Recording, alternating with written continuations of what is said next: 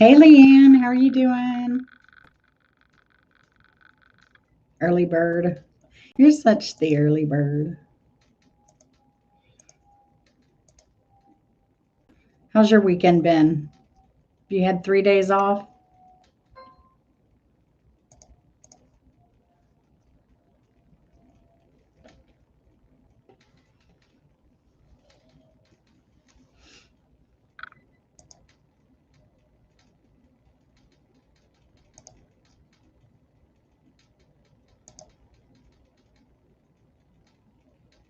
That's been pretty laid back.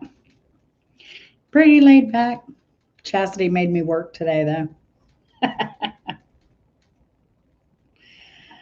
No, we No. just kind of took a break this week, mental health break.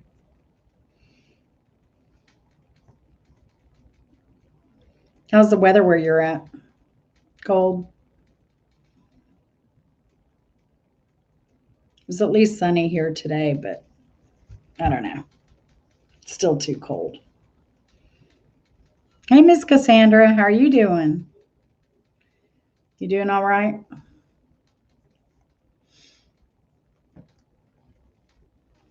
Did anyone watch any festivities or participate in anything today?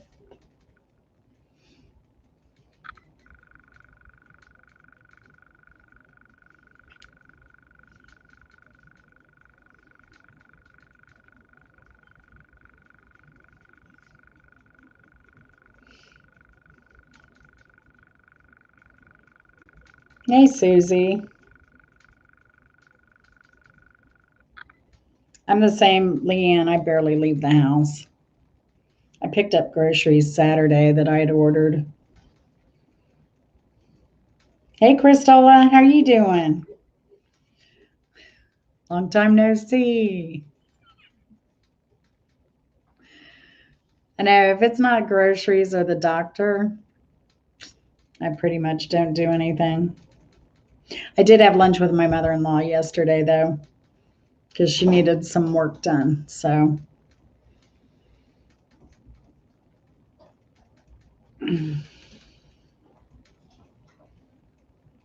but we barely, she needed work done, but she also had work to do. So, we had a quick lunch. Everybody got to work, and then we said goodbye.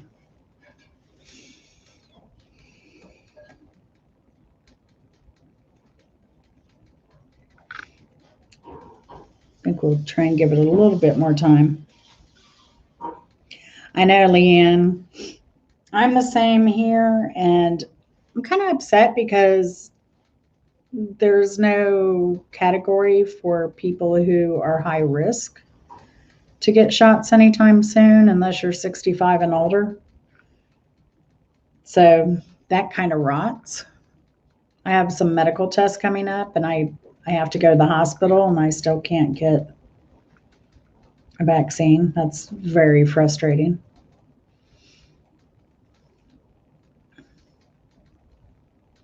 I hope they come, Kristola. Hey, Nikki, how are you? Been doing all right? I don't think Dr. Cross has Twitter, does she? Does anyone know? I know she said she was going to come tonight, so. And Chastity, she probably has kid stuff.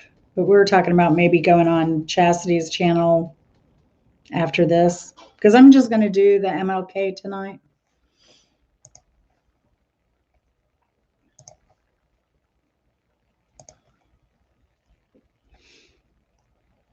Yeah, Susie, bless your heart. Yeah, my husband's been the same way, and my mother-in-law, same way.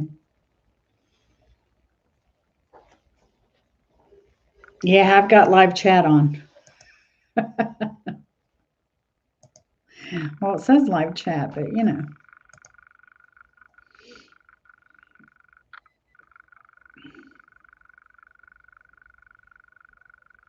Yeah, it depends on the state, although So what I heard, the feds are recommending that anyone who's high risk get put on the list or be able to go ahead and get their shots, but then the states have to also implement that.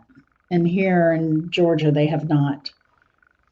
So it has to go from the governor, I think, to the health department or whatever.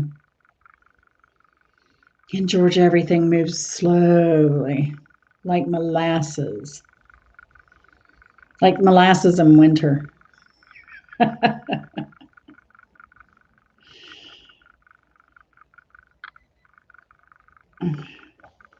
guess here they've had a problem with people.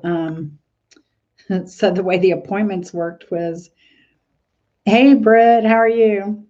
I guess the way the appointments worked here was they would send you an email with a link on it.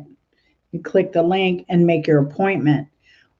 People were, and that was for people that were part of the 1A group or whatever.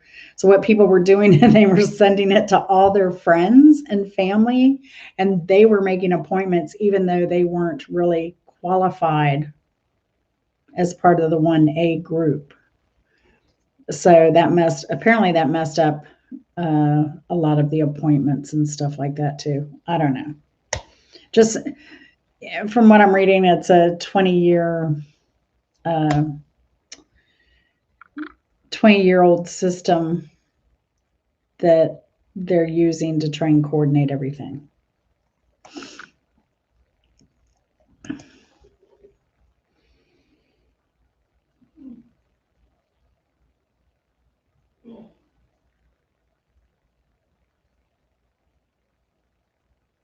Yeah. I know. I don't know that they're even making frontline workers mandatory here.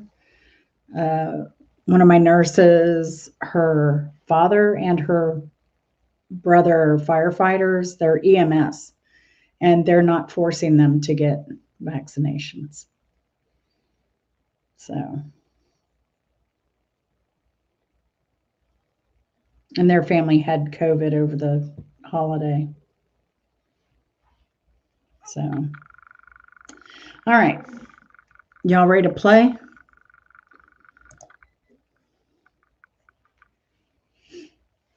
This is pretty good. I encourage you to go and check these questions out, kind of dig deeper. I was really got kind of caught up in it all.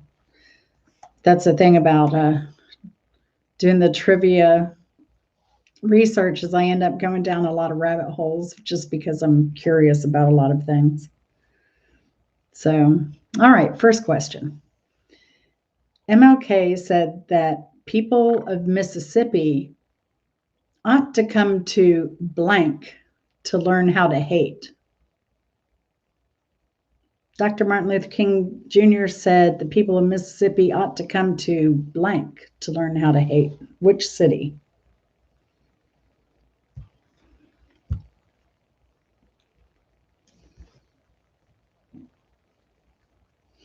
Jackson.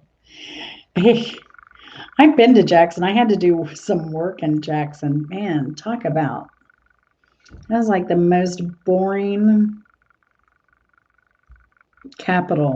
state capital I've ever been to. And maybe I just didn't get out enough, but nope, not Selma. I give you a hint, it's nowhere in the South.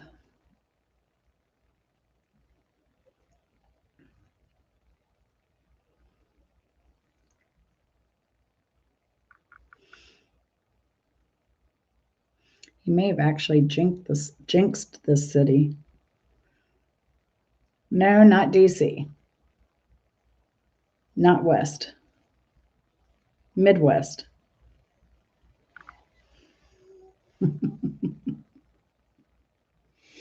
It is not DC. Nope. Not Tennessee, not New York, not Detroit. It is a major U.S. city. I think the top 4 or 5 cities in the U.S. that are major. Not Nebraska. Yeah, Nikki's got it. Chicago it is. Chicago it is. Dr. Martin Luther King Jr. said that if the people of Mississippi ought to come to Chicago to learn how to hate.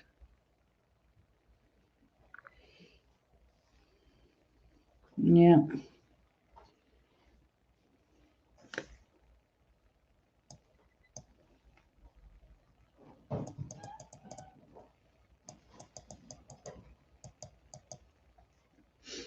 Good job. Good job.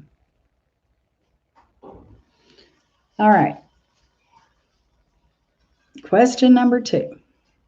At which church was MLK Jr., his father, and his maternal grandfather ministers? At which church was Dr. Martin Luther King Jr., his father, and his maternal grandfather ministers? It was a Baptist church. Do you know the name of the Baptist church?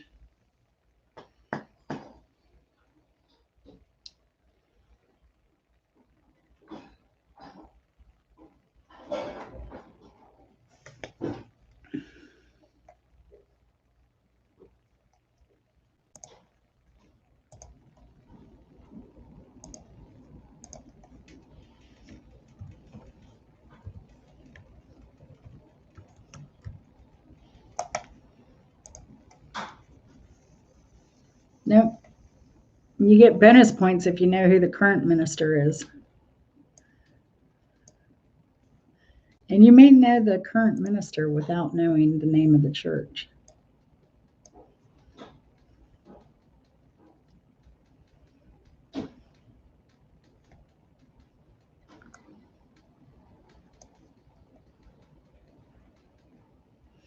And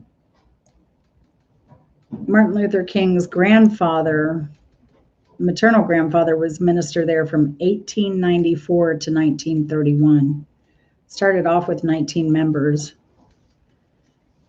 And Dr. King was the last of his family to preach there full time, 1968. So that's almost 90 years.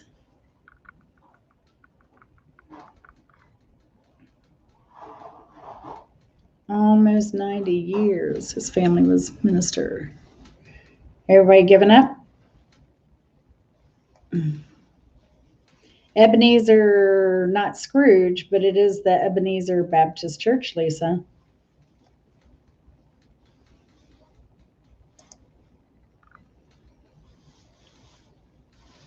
It's the Ebenezer Baptist Church. Does anyone know what who the current minister there is?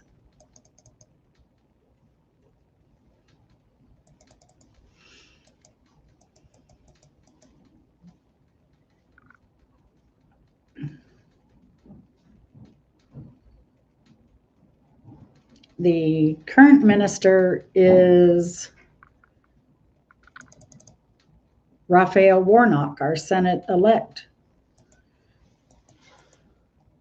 Senator-elect.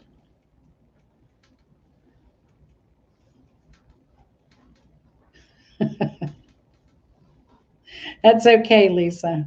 Well, I knew what you meant. It took me a minute. You're working my brain, Lisa. Yeah, but Raphael Warnock, the new senator that got voted into office, one of the new. We have John Ossoff that got voted in, and Raphael Warnock. Raphael Warnock is current minister at Ebenezer Baptist Church.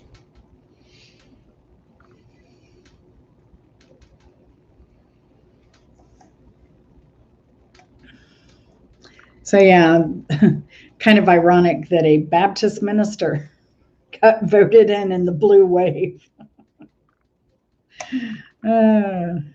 We'll take them though. We'll take them. They're not part of the Southern Baptist Leadership Conference group. All right, everybody have their fingers ready? I don't know. He may still preach there. I mean, now with technology, I mean, you have breaks in between. He could fly back. Flights to DC from Atlanta are cheap, first of all. And it's very common for senators to fly back and forth all the time. The other thing is that he could use technology. He could always do a live stream uh, sermon. So I don't know what they plan on doing with that. I haven't heard any announcements.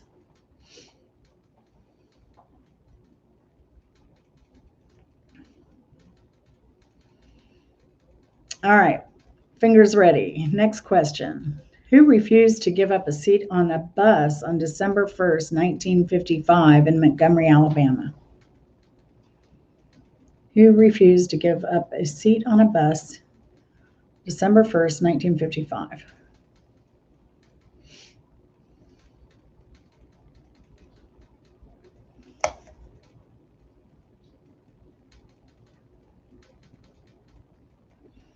It was Rosa Parks.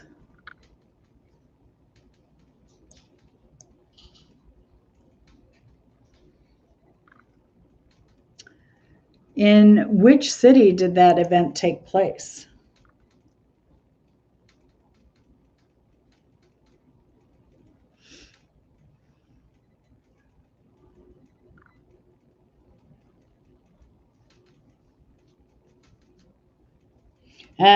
Mrs. Cassandra with the fun facts. Hmm. It was Montgomery, Leanne. I think you got that one. Good job. The Gump. In what year did Dr. Martin Luther King Jr. win the Nobel Peace Prize?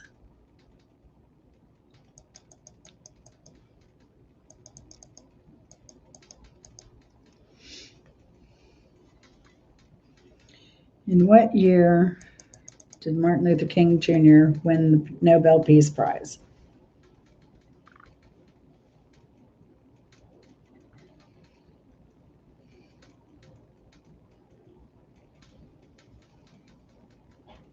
Not 1968, not 1965, just Britt got it with 1964. Good job.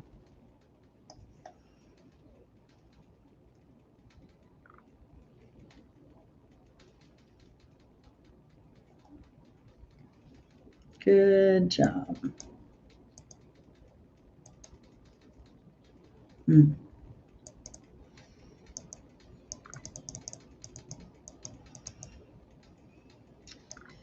Next question. Who wrote the following statement? I share your view in thinking that his exposure is long overdue, and maybe now he is just beginning to get his just desserts.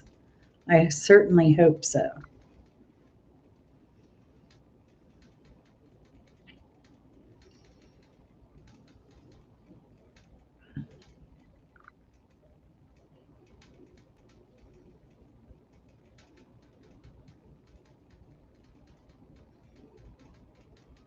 I share your view in thinking that his exposure is long overdue, and maybe now he's just beginning to get his just desserts. I certainly hope so. Who made the statement?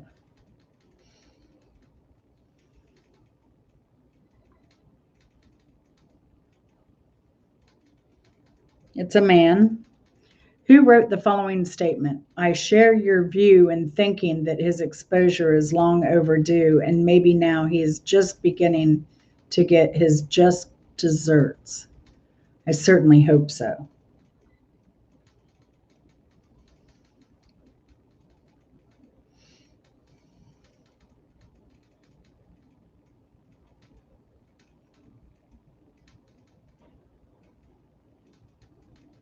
His exposure is long overdue.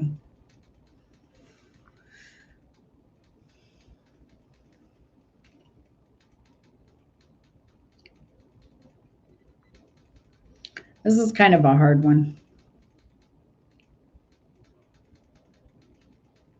You'd have to think of, I guess, the way it was written at the time.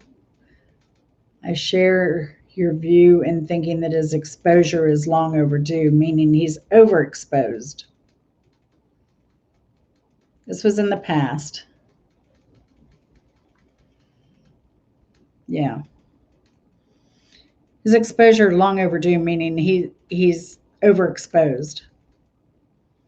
I share your view in thinking his exposure is long overdue, and maybe now he's just beginning to get his just desserts. I certainly hope so.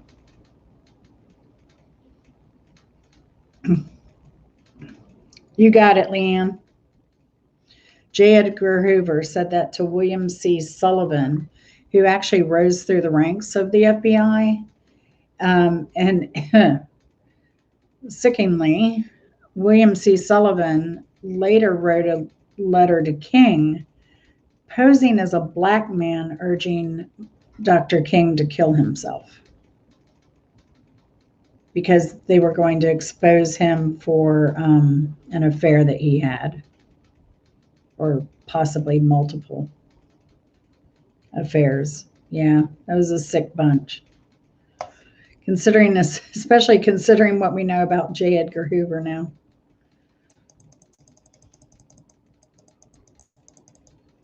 Yeah, they were pretty crazy. Good job, Leanne. Question 7. What is the given title of Martin Luther King's most famous speech given during the Great March on Washington?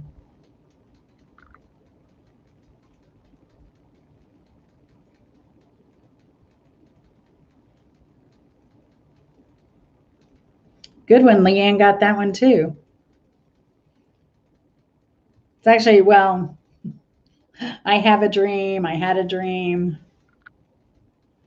Apparently, dreams were a frequent theme in his speeches. And yeah, so I'm going to go on to the next fun fact. So in that speech, Martin Luther King Jr. strayed. He had actually done this speech, written it out, and he gave it to a class. I forget it which. It was a high school actually. Before the march, he was kind of trying it out, and I guess he did some rearrangement of the speech before the Great March on Washington. And that day they have the march. And this is question number 8. Dr. Martin Luther King Jr. strayed from his prepared remarks when this singer yelled out, "Tell him about the dream, Martin." Who was that singer? Martin Luther King Jr. strayed from his prepared remarks when this singer yelled out, "Tell him about the dream, Martin."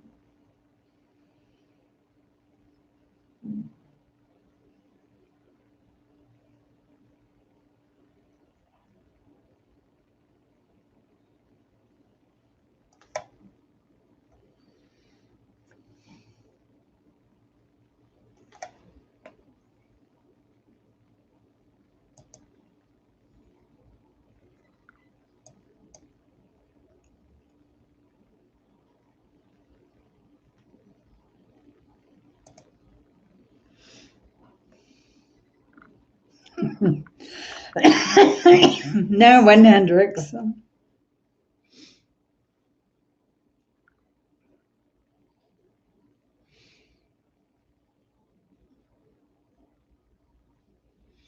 was not Hendrix. I don't know. A lot of you may be too young for this. Lisa may know. Lisa may have heard of this singer. Any guesses? Going once, going twice.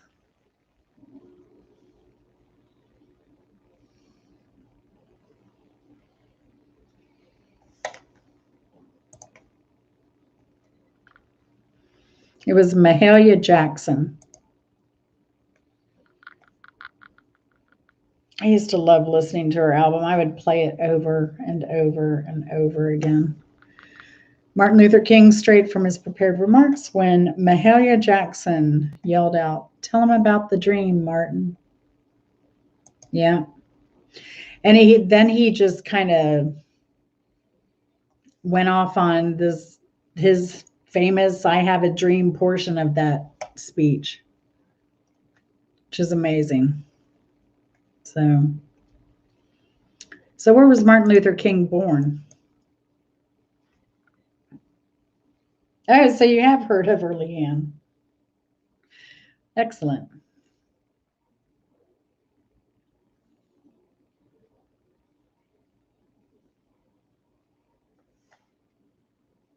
I used to like her rendition of Swing Low, Sweet Chariot. That's probably one of my favorites of hers. Yes, Martin Luther King was born in Georgia.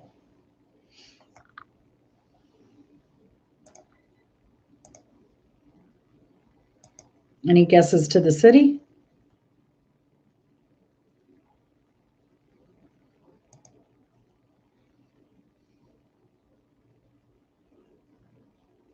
She has an amazing voice. She's right up there with Miriam Makeba for me, with black female voices.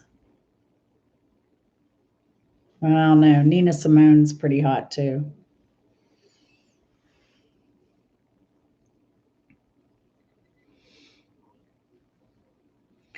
Lisa, you might have a lag. You may need to get out and come back in, maybe.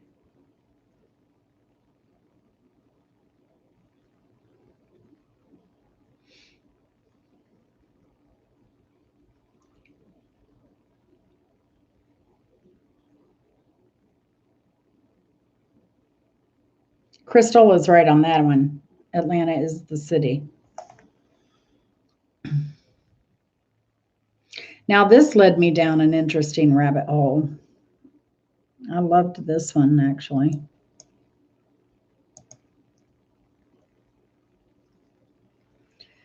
This poem, written in written in 1899 by James Weldon Johnson and set to music by his brother John Rosamond Johnson, was first sung in 1900 and became what is known as the Black National Anthem.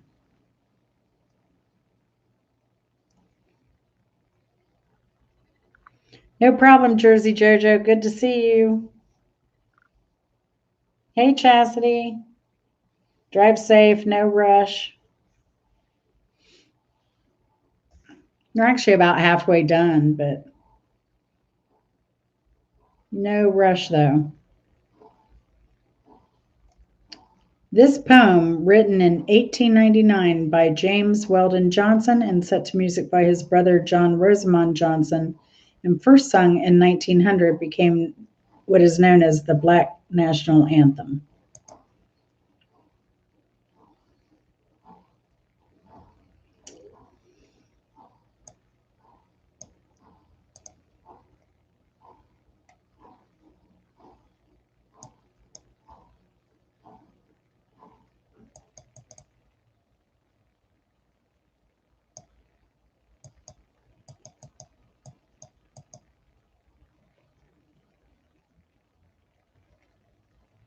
Yeah, Chastity, you're close. Lift every voice and sing. We'll give it to you since you're driving. Lift every voice and sing. Yeah. I know. Isn't that great though, Christola? We're learning all this stuff. But yeah, I really urge you to go and check out the life of James Weldon Johnson and John Rosamond, his brother, was pretty fascinating. And they were from Jacksonville, Florida. Mm-hmm.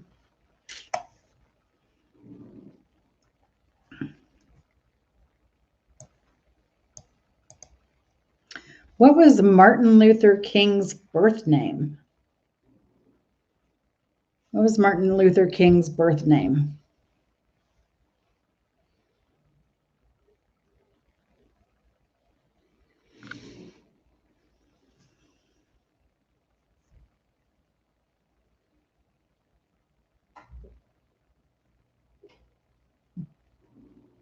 Ooh, Chastity got it again. Good girl. Yeah, his birth name was Michael. It was his dad took a trip to Germany and learned about Martin Luther and everything. And so when he came back, he actually changed his name. And then Martin Luther wanted his name changed as well. Oh, Leanne did get it first. Dang it. Sorry, Chastity. I missed it.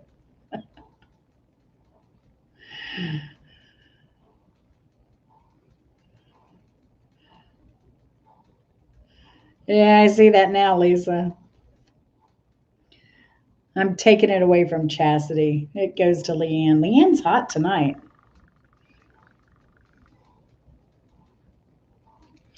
Dr. Martin Luther King Jr. earned his PhD from which university?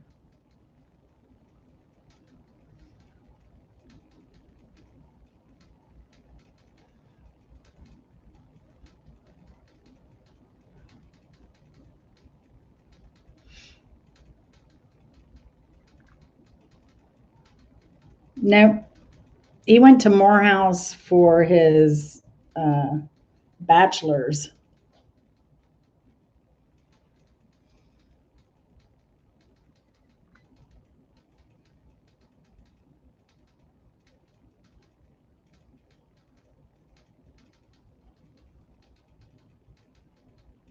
Right. And he went to Morehouse, he went to seminary school, and then he got his PhD from which university?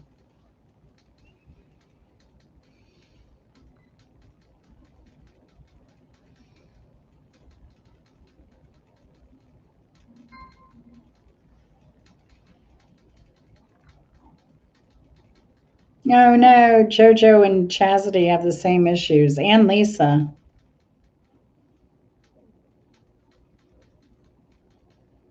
Dang.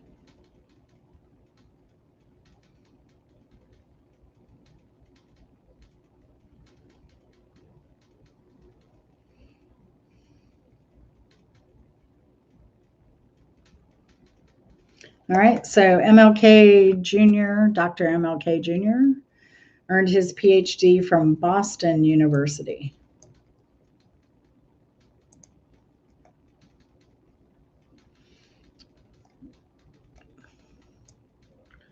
Boston University.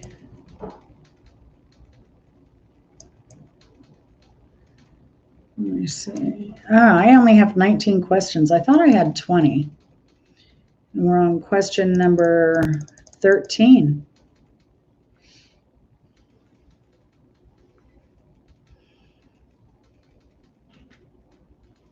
Yeah.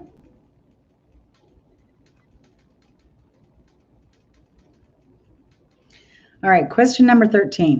In 1969, Martin Luther King Sr. was held hostage at Morehouse College by this person and others, demanding a change in curriculum and governance.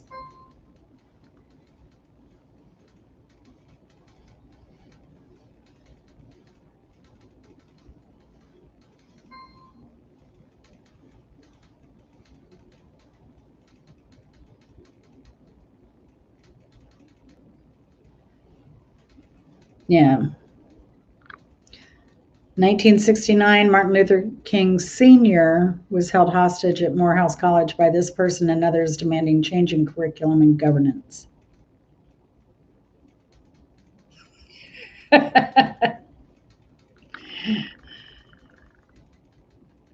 Did you just Google this one, Jersey JoJo?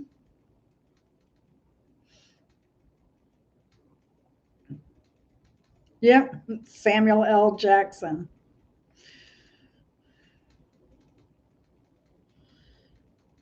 Yeah. Can you imagine?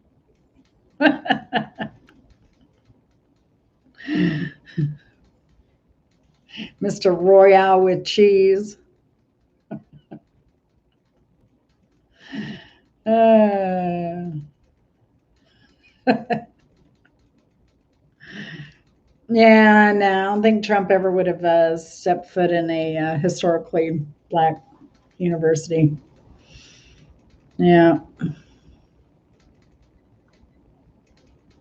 maybe if he had, he'd have learned something. All right, question 14. What year was Dr. Martin Luther King Jr. Day first observed as a federal holiday? What year was Dr. Martin Luther King Jr. Day first observed as a federal holiday?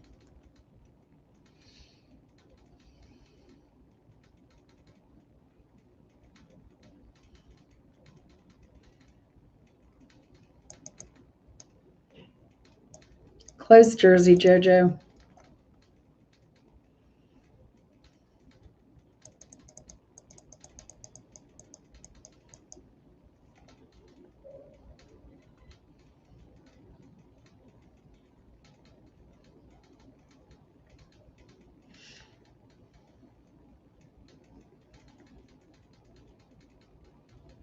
1986 for Chastity. You got it, Chastity. 1986. January 20th, 1986. It's the third Monday of every month under the Monday Federal Holiday Code of Regulations Act something. I didn't write all of that down. But for you law nerds, I do have a law question.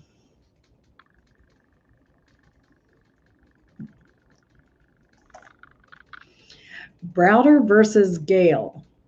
Plaintiffs in the case being Ariella Browder, Claudette Colvin, Susie McDonald, and Mary Louise Smith was a lawsuit about what?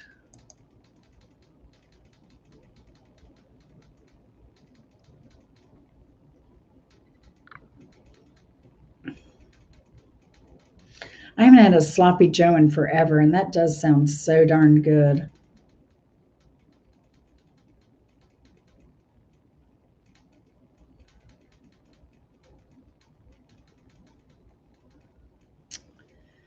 Browder versus Gale. Plaintiffs in the case being Ariella Browder, Claudette Colvin, Susie McDonald, and Mary Louise Smith was a lawsuit about what? We had turkey Asian wraps today for dinner. Dang, now I wanted sloppy Joe.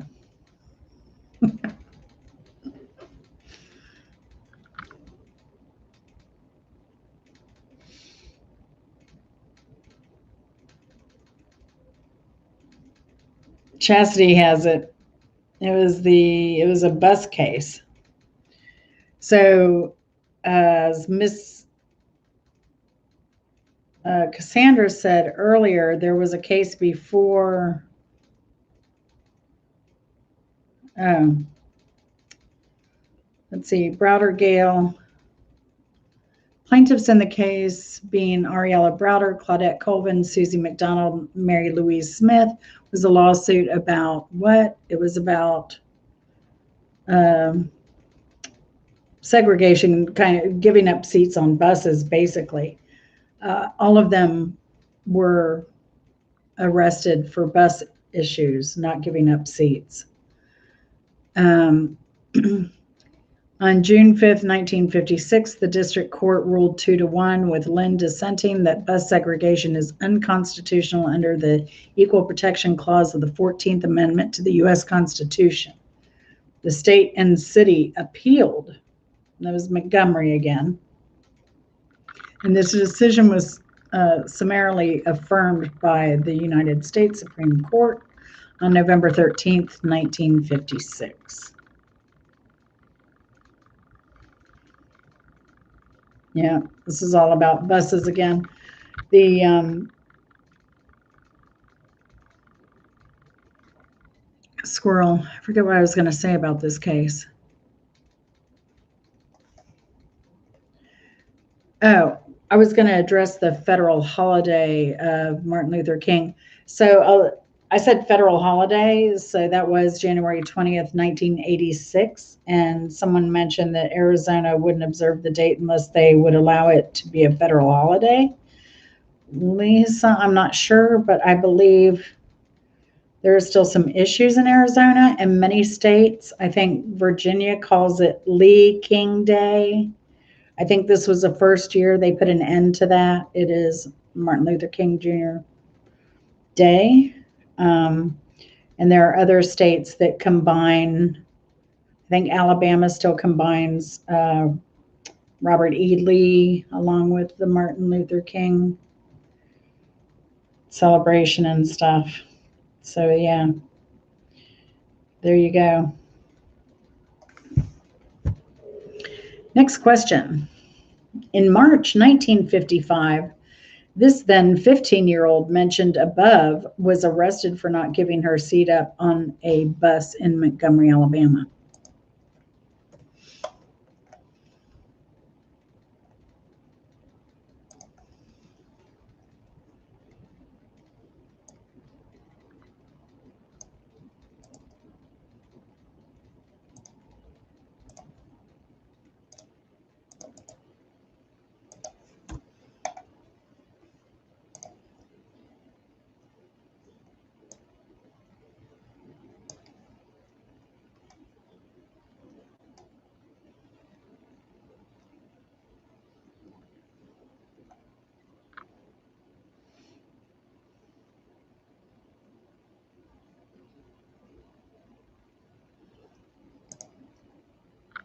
It was one of the four women mentioned above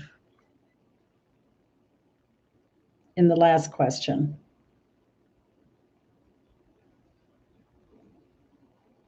Wow, that's amazing, Susie. Yeah, I think Cassandra's already gone. Chastity, she kind of jumps in and leaves.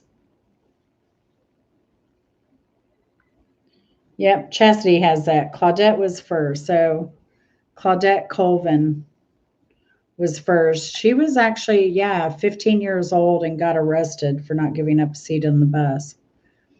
Now, there were actually 5 plaintiffs in that lawsuit, and one dropped out of the case. And then they actually tried to disbar the attorney on the case of this class action lawsuit to, oh, hey, Cassandra. They tried to disbar the attorney on the case, I guess, so then the case would be dropped altogether anyway. So, yeah, Alabama shenanigans. So, yeah, Cassandra got that. Claudette was first, and there was a 70-year-old woman that got arrested as well. One of these women, I forget which one it was. Excuse me, and I can't see very well on my computer without going in deep to read. But yeah, definitely, even the attorney's career that handled that was pretty amazing. He did some really high-profile cases.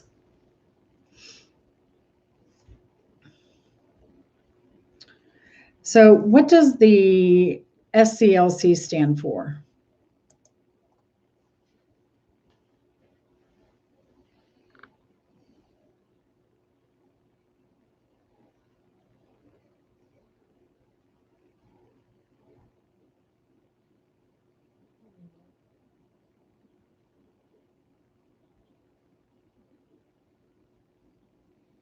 Yes, what does the SCLC stand for?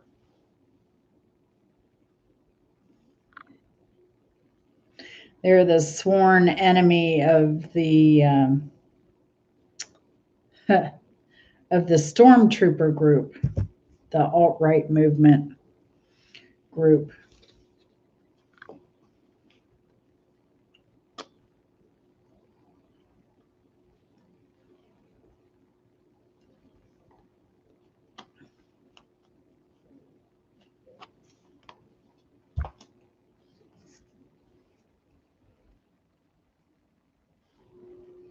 Yep, Jersey Joe has part of it.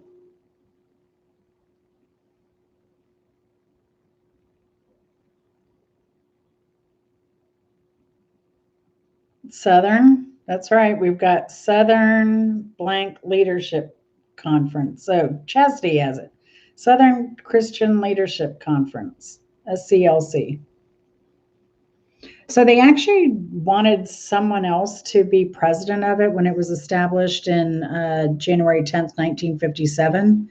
And it ended up being Martin Luther King Jr., who became head of the SCLC, along with, Ralph David Abernathy Jr. And I think,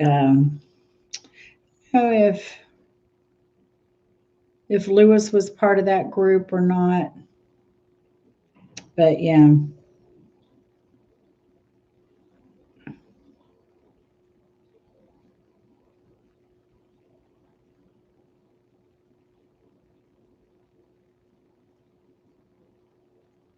Is it Stormtrooper? Yeah. No,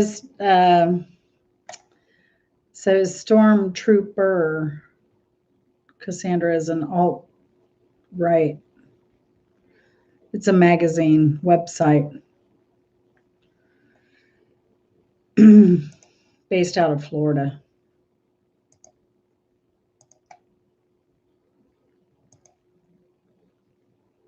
Probably name that to appeal to other people, or so they could stumble upon it and get indoctrinated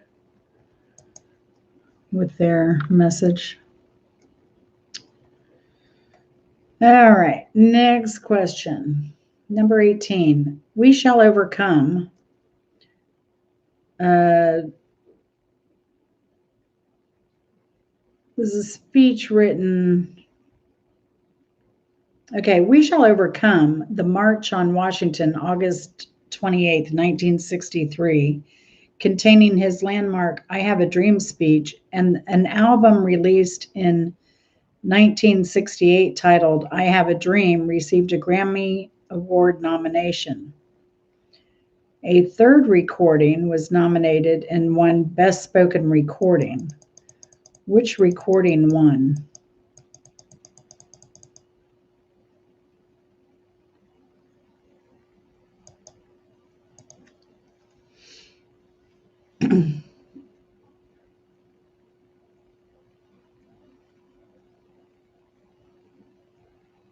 Yeah, that rots, Jersey JoJo.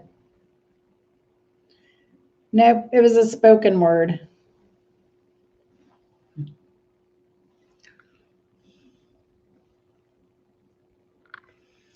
So he had 3 spoken word albums that were nominated for Grammys. We Shall Overcome, aka the March on Washington of August 28th, 1963, was released in 1968, and then a second one was released in 1968. Yeah, sorry. Yeah, this is a hard one. This was go ahead and give it, Jersey JoJo. Yeah. So this was a 1970 album that was released called Why I Oppose the War in Vietnam. And the award was announced on March 16th, 1971, 3 years after his death.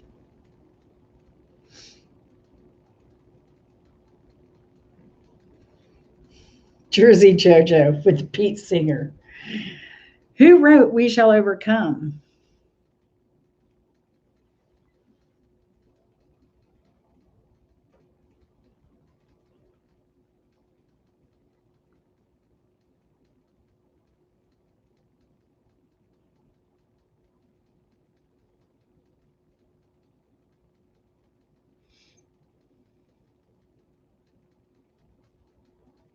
I know, right, Cristola? This virus takes a toll on the brain.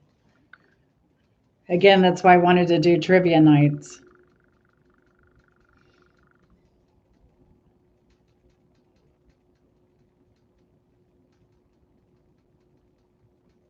No, who wrote We Shall Overcome?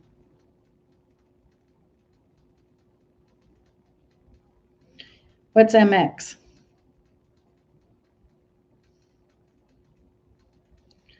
What is MX?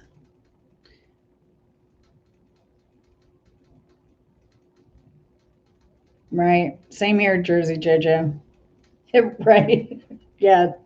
Definitely not Donald Trump.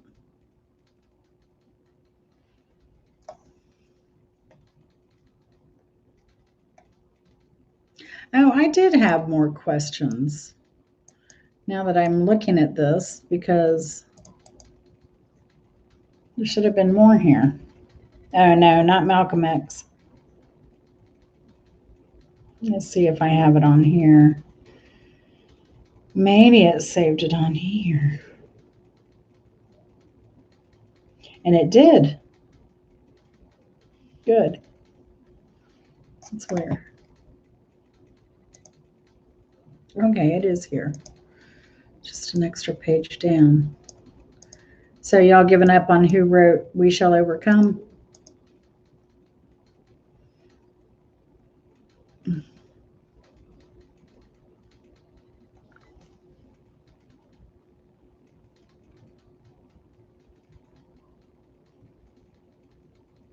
Oh, okay, Cristola.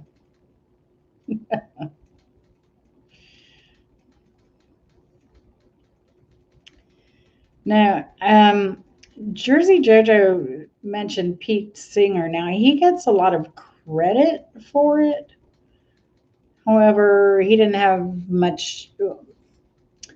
He had some things to do with it, like he changed up the way it was sung a bit, beefed it up a little. But actually, it was actually an old slave song, and um, the slaves in the field would sing, "I'll be right, I'll be all right someday," and it became known in the churches. And a Methodist minister named Charles Albert Tinley published a version in 1901, "I'll Overcome Someday." And this whole thing was very fascinating to me. This was a great rabbit hole to go down. So it came into use in 1945 in Charleston, South Carolina. There was a strike against the American Tobacco Company. And so the workers wanted a raise, and they were making 45 cents an hour processing tobacco. So they marched and sang together on the picket line that we will overcome and we'll win our rights someday. So the story involving this is just really fantastic. So when those groups were organizing, there was this place in, of all places, Monteagle, Tennessee. And it was called, I believe, the Heritage Folk Center at the time. And basically, it was kind of like a training ground for the civil rights movement and labor movements and labor disputes. The gentleman who started it was white. These were in 1945, they were holding non-segregated meetings in this building. He eventually got shut down. on a raid because he wasn't segregating, and also because they had an honor system. He had a refrigerator of beer, and so people would go and get a beer and put some change, quarter, whatever, for the beer. And so they also charged him with selling alcohol without a license. He shut down and he did regroup. He Now, his story was fascinating. His childhood, his upbringing, grew up poor in the Appalachian Mountains. His parents weren't high school graduates, but they were school teachers. And then a law was passed that they could not teach unless they were high school graduates. And so both his parents became unemployed. So he saw the plight of the worker with good intention, and that's how he left home to um, go to high school. He worked his way through high school at a sawmill and through college and got his degrees. He also went to Denmark and did a lot of training himself on civil rights activities. And that's when he brought them back and implemented those in his Heritage Folk Center. Um, the year it was shut down, I believe that could have been in the 50s. And what's also interesting is that Rosa Parks, I had no idea. Rosa Parks went there for training before she refused to give the seat up on the bus. So that kind of astounded me. Like, I don't know that the 15-year-old and that went before her and like the 70-year-old and these other women, I don't know that they had training, but Rosa Parks did have training at the Heritage Folk Center. You just need to read about it. It really is fascinating. So if I put everybody to sleep now?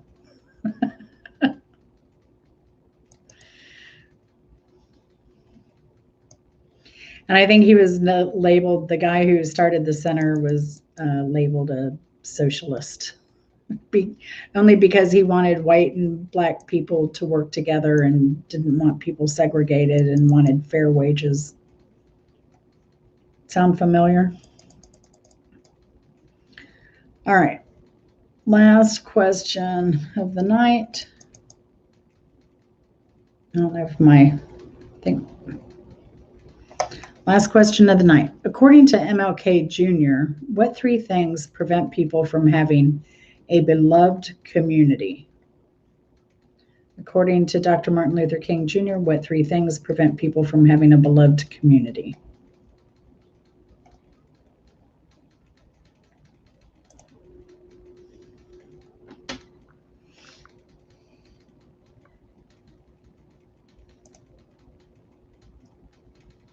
Poverty is one.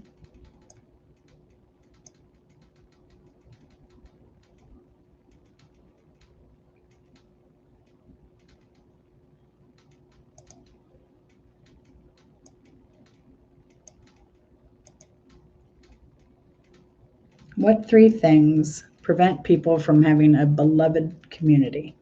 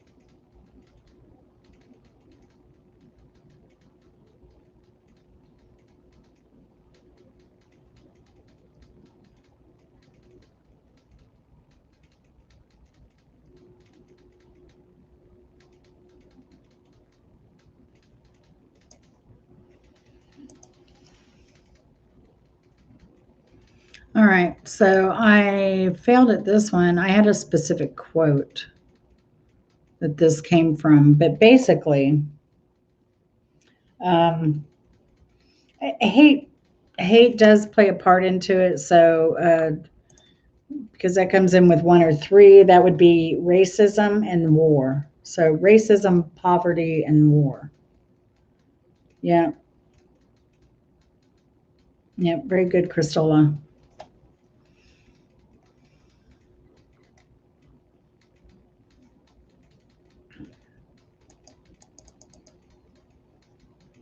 Yep.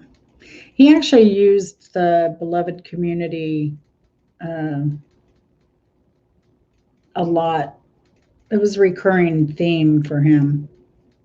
And if you use Mr. Google, there is a weareabelovedcommunity.org, and it has several quotes where he referred to the beloved community. Now, I actually got mine off, I think I got my quote that I didn't copy down, sorry, from the uh, Dr. Martin Luther King Center in Atlanta website in one of their magazines, which was really good because it covered like corporations, community, uh, just I think religion, churches had different sections for different groups and how to overcome and what different corporations were doing to make themselves better. And that would be like, getting rid of the Aunt Jemima logo and that type of thing. So, nice little newsletter. So, if you want to do some more research, you can Google a lot of these items off of Wikipedia, or you can and go down that rabbit hole. So, yeah. Um, or go to the Martin Luther King Center and look at a lot of the items they have there. That is a wonderful place if you ever get a chance to come to Atlanta. You can go to the MLK Center. It's right behind the Ebenezer Baptist Church. It's very lovely, um, very interesting, and also very depressing in some ways as well. Um, but yeah, so anyway, also I wanted to mention going back to the SCLC and the what I was talking about, the storm front, not stormtrooper. Sorry, Miss Cassandra. I get these brain farts every now and then. But yeah, so SCLC is like enemy number one according to Stormfront. And if you all didn't get to see it, there was Eli Saslow is an author, and he wrote a book. It was called The White Flight of Derek Black. And if you haven't heard of Derek Black or heard him speak, there are some YouTube clips of him. It's very interesting. He actually created the first website for white nationalists for children when he was a child himself. I think he was like 10.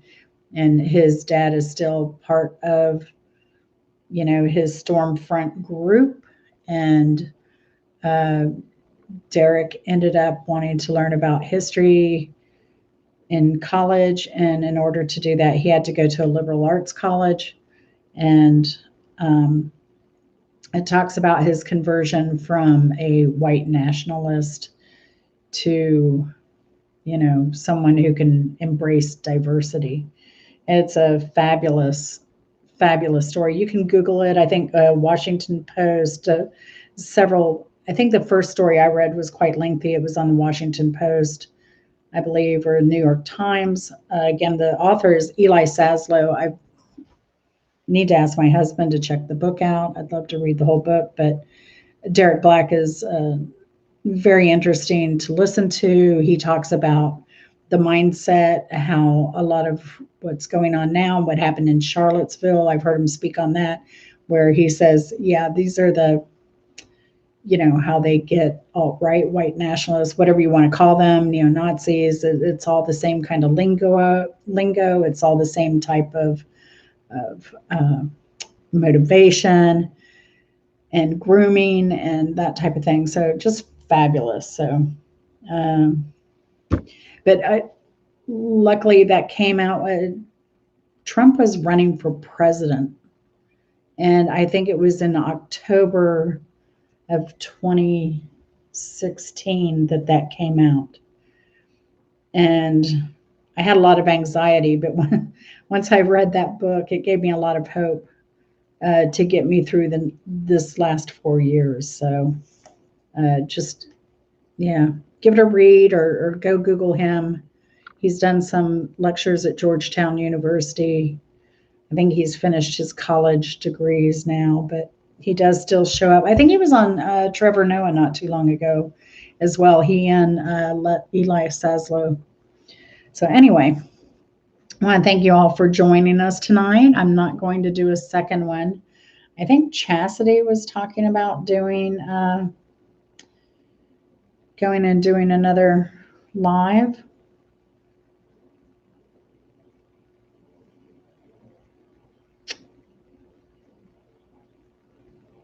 Yeah, absolutely, Leanne. Absolutely. And here in Georgia, a lot of people forget, like, there were counties where Black people, it was a sundown county, and it was well known sundown county in the 80s. I mean, that town was featured on Oprah. That was Forsyth County. Now, things are a little bit different in Forsyth County there, but yeah, there are still a lot of places in Georgia that you may not want to be, and I'm sure Alabama's the same. But did we lose Chastity? Is she here?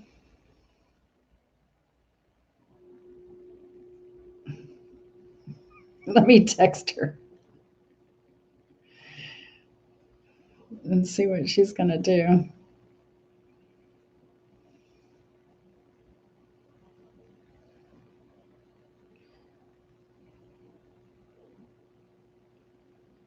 Hold on to your horses.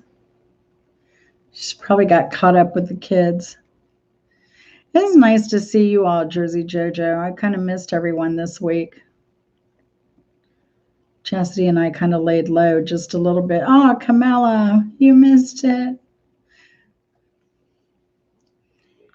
This was a more serious one.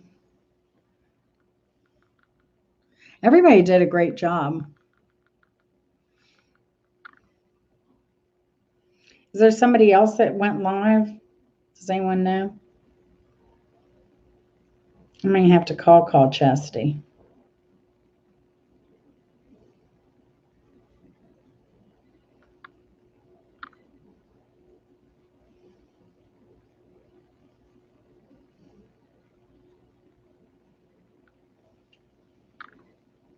Oh, Amanda Pants is live. That's probably where she is.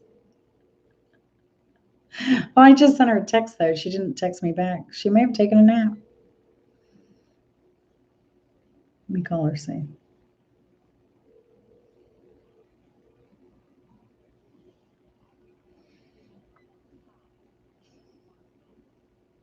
Well, I guess we may or may not know. So, but oh, there she is. Oh no, that isn't her. I went up. Sorry. Well, oh, Corey called.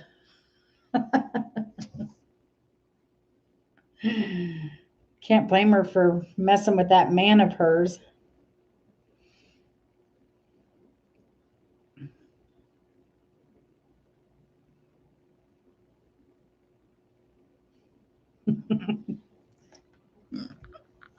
He is funny. All right, we're losing people. Well, if Yeah, if she goes live, you'll get a notification. I was hoping to announce it before we left, but we'll see. If she goes live, maybe I'll see y'all later. But thanks for coming tonight. That was fun. Go do the research. It was, like I said, it was fascinating to me.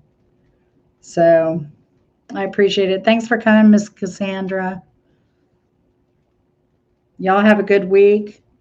Try and come up with some more games.